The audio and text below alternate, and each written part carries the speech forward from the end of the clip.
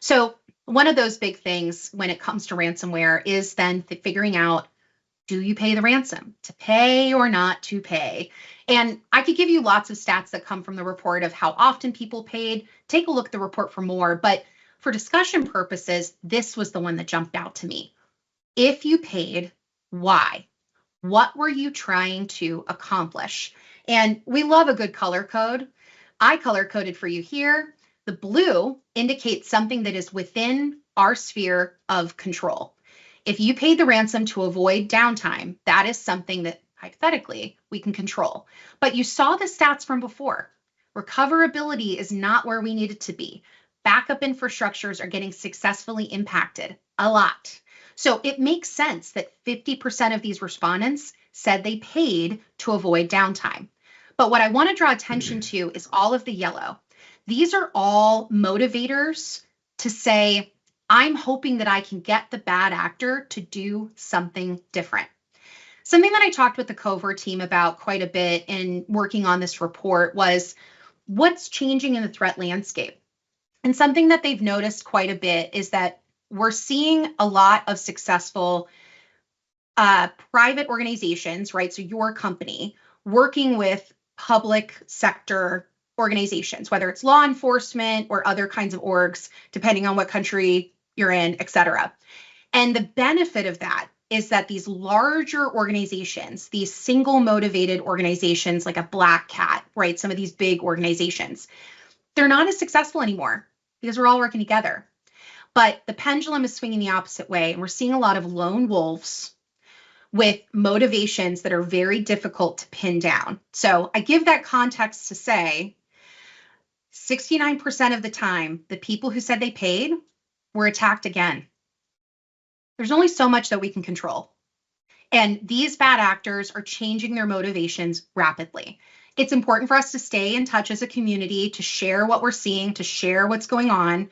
But that flip side of it, just like Courtney mentioned, of thinking about how you can really take that bigger step back and look at data governance, look at the strategy, that's going to become more and more important. And I know, Edwin, we talk a lot about, various cybersecurity frameworks. NIST is a good one. NIST 2 over in Europe is obviously something that underpins a lot of the regulatory compliance requirements.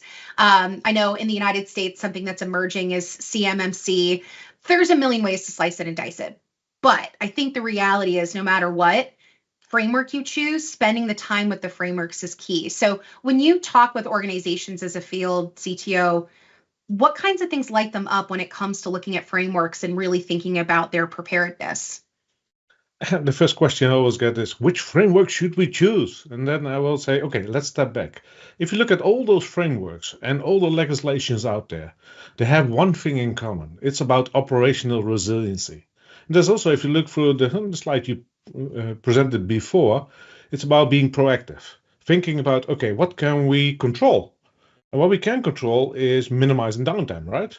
And a ransom deployment is one of those things that can cause harm for the operational downtime or operational resilience there and cause you downtime. But get it much more broader. Think about your organization and make sure that your organization becomes resilient. And then it's about, okay, which of those frameworks fits with your organization? And as you can see on the screen, this is the NIST CSF 2.0. So that's where the government came in, because we only had those 5 pillars first. And I was like, hold on, shouldn't we document this and learn from it? And they're like, oh yeah, that's a good one. Let's do governance in there. But it's about operational resilience and creating from reactive to proactive, get a strategy going there. But focus also on protecting your data, because that's the last part in it. And what I tell them as a second part is like, okay, hold on. You want to do something about control, right? But we are always sure that you are not 100% secure, because we can always come through. I like exploring. Some other people also like exploring. They have some different means and also some different goals maybe. But what we can do is be 100% resilient. But it means getting the steps in. So identify, protect, detect, respond, and recover.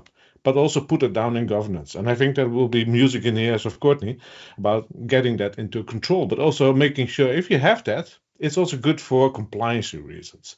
But yeah, make sure that look around what you can control and focus on that one. And then also pick the right framework that fits your organization there. Because there are a gazillion out there, but there are some really good ones there that can really help you on baby steps on the way to being 100% resilient.